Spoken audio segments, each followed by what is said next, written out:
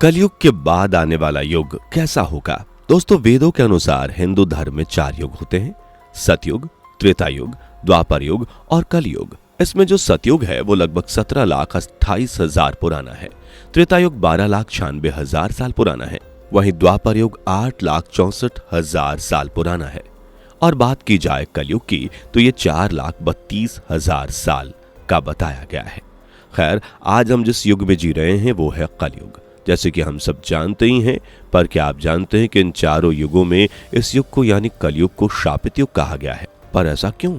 आखिर क्या लिखा है धर्म ग्रंथों में, और श्री कृष्ण ने पांडवों से क्या कहा जिसको सुनकर सभी पांडव उदास हो गए? कैसे होगा कलयुग का अंत? चलिए जानते हैं। पुराणों के अनुसार जिस तरह बाकी के 3 युगों का अंत हुआ, उसी तरह इस कलयुग का भी अंत होगा। लेकिन जब इसके बारे में ख्याल आता है तब हर किसी के मन में एक चिंता या कह लीजिए सवाल आता है कि भाई कैसे होगा कलयुग के बाद आने वाला समय? क्या दोबारा दुनिया बस पाएगी या फिर सब कुछ खत्म हो जाएगा? या ये भी हो सकता है कि फिर हम इंसानों को इस दुनिया में लाया ही ना जाए और केवल देवताओं का ही वास रहे। जब भी ऐसी चीजों के बारे में चर्चाएं होती हैं तो यार इंटरेस्ट तो बढ़ ही जाता है कि होगा क्या आने वाले समय में। खैर, इसके साथ एक और कमाल की बात बताते हैं। शायद आप में से कुछ लोगों को इस बारे में पता भी होगा कि भगवान श्री कृष्ण ने तो महाभारत काल में ही बता दिया था कि आने वाले समय में यानी कलयुग में क्या क्या होगा।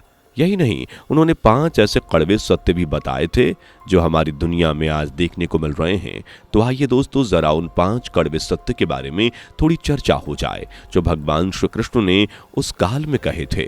दोस्तों, इस कहानी की शुरुआत होती है महाभारत काल से, जब पांडव युद्ध के दौरान अपना सब कुछ गवा देते हैं।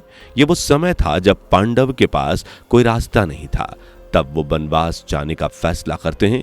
लेकिन वनवास जाने से पहले वो एक बार भगवान श्री कृष्ण से मिलने का फैसला करते हैं और वो श्री कृष्ण से मिलकर अपने दुख को बयां करते हैं और कहते हैं कि हे भगवान, युद्ध क्रीड़ा में सब कुछ गवा देने के बाद अब हमारे पास कोई चारा नहीं है, इसलिए हम 5 भाई द्रौपदी के साथ वनवास जा रहे हैं। लेकिन वनवास जाने से पहले हमारे मन में एक सवाल है। हम जानना चाहते हैं कि आने वाला युग यानी कलयुग कैसा होगा। उस युग में लोग कैसे होंगे, उन लोगों के विचार कैसे होंगे, और सबसे जरूरी कि उस युग में लोगों को उद्धार कैसे मिलेगा। पांडवों के इन सभी सवालों को सुनने के बाद श्री कृष्ण थोड़ी देर सोच में पड़ जाते हैं। फिर वो पांडवों से कहते हैं कि पहले आप सभी वन जाइए, वहां का नजारा आपको जैसा भी लगे वो सभी मुझे आकर बताइए, तब मैं आपके सवालों का जवाब दूंगा। श्री कृष्ण का आदेश मानकर वो सभी पांडव वन को चले गए। लेकिन वहां का नजारा देखकर वो सभी हैरान हो जाते हैं। वो खुद अपनी आंखों पर विश्वास नहीं कर पाते। जी हाँ, पर क्या आप जानते हैं पांडवों ने वन जाकर ऐसा क्या देखा जिसे देखकर वो सभी हैरान हो गए? चलिए हम आपको बताते हैं। पर वीडियो में आगे बढ़ने से पहले मैं आपसे रिक्वेस्ट करूंगा कि अगर आपने वीडियो को लाइक नहीं किया तो जल्दी से लाइक कर दीजिए और हाँ, चैनल को सब्सक्राइब भी। वन का नजारा देख पांडव कुछ समय वन में बिताने के बाद वापस श्री कृष्ण के पास जाते हैं। और जब वो वहां पहुंचते हैं तब श्री कृष्ण देखते हैं कि पांडव बड़ी उलझन में पड़े हुए हैं। उन्हें परेशान देख श्री कृष्ण जी कहते हैं कि आप सभी क्यों परेशान हैं? क्या उलझन है जो आप सभी को परेशान कर रही है? हमें बताइए, हम जरूर आपकी मदद करेंगे। श्री कृष्ण के मुख से ये बात सुनकर पांडुपुत्र युधिष्ठिर ने उनसे कहा कि हम सभी वन से आ रहे हैं और वहां का नजारा कुछ ऐसा है जो सपनों में भी हम नहीं सोच सकते। उनकी ये बात सुनकर श्री कृष्ण कहते हैं कि आप मुझे साफ साफ बताइए, आप लोगों ने वन में क्या देखा? तो सबसे पहले युधिष्ठिर बताते हैं कि हे भगवान, हम सभी भाई वन की अलग अलग दिशाओं में चले गए थे और मैं जब अपनी दिशा में आगे बढ़ा तब मैंने 2 सूंड वाला हाथी देखा। पर आखिर एक हाथी की 2 सूंड कैसी हो सकती है? वहीं भीम कहते हैं कि भगवान, मैंने गाय को देखा जो जन्म के बाद अपने बछड़े को चाट रही थी, तभी उसके शरीर से खून आने लगा। मैं हैरान हूं कि माता के चाटने से ऐसा कैसे हो सकता है।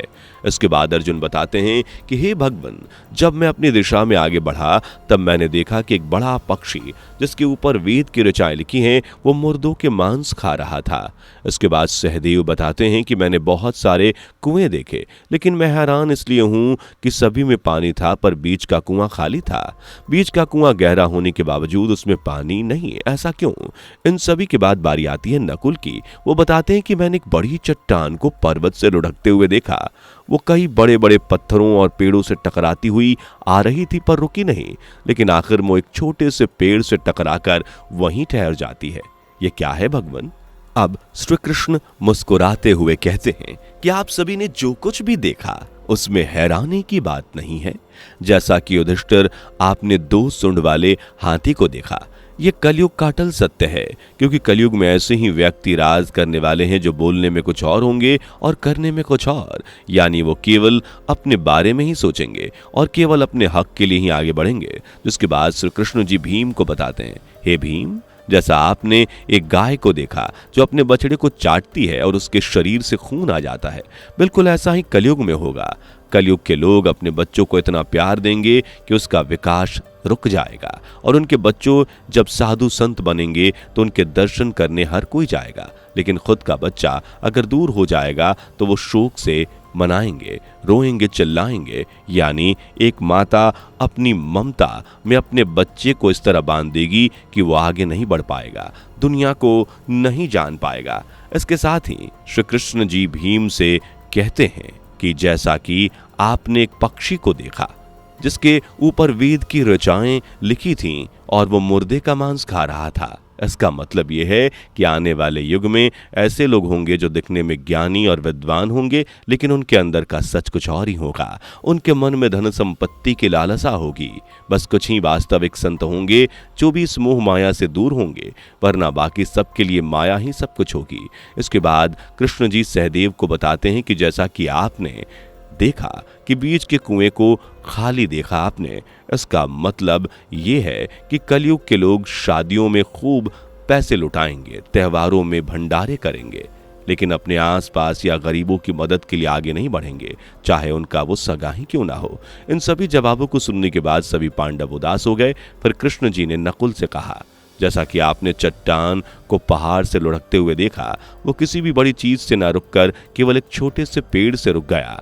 इसका मतलब है कि कलयुग में इंसानों की बुद्धि बिल्कुल नष्ट हो जाएगी, जिसके चलते उनके जीवन का नाश होगा। लेकिन वो छोटा सा वृक्ष कुछ और नहीं, हरि नाम है। केवल हरि नाम ही कलयुग में ऐसा नाम होगा जिससे लोगों को सभी परेशानियों और दुखों से छुटकारा मिल पाएगा, और धन दौलत की माया से दूर होकर लोग जब हरि का जाप करेंगे तो अपने जीवन में उद्धार पाएंगे, साथ ही मरने के बाद उन्हें भगवान के चरणों में जगह मिलेगी।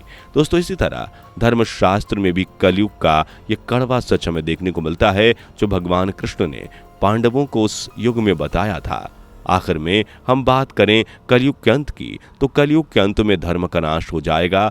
तब भगवान विष्णु कल्कि के रूप में आकर इस धरती पर इस युग का अंत करेंगे, जिसके बाद फिर से धर्म की स्थापना होगी। तो दोस्तों, उम्मीद करते हैं कि इस वीडियो में आपको जीवन का मूल स्रोत मिल गया होगा, यानी हरि नाम का जप बस यही वो नाम है जिससे इंसान को जीवन में उद्धार मिल सकता है। वीडियो कैसी लगी कमेंट करके, चैनल को सब्सक्राइब करके बेल आइकन जरूर दबा लीजिए। दोस्तों, आपको स्क्रीन पर 2 और वीडियोस दिखाई दे रही हैं, जिसे देखने के लिए स्क्रीन पर क्लिक करें।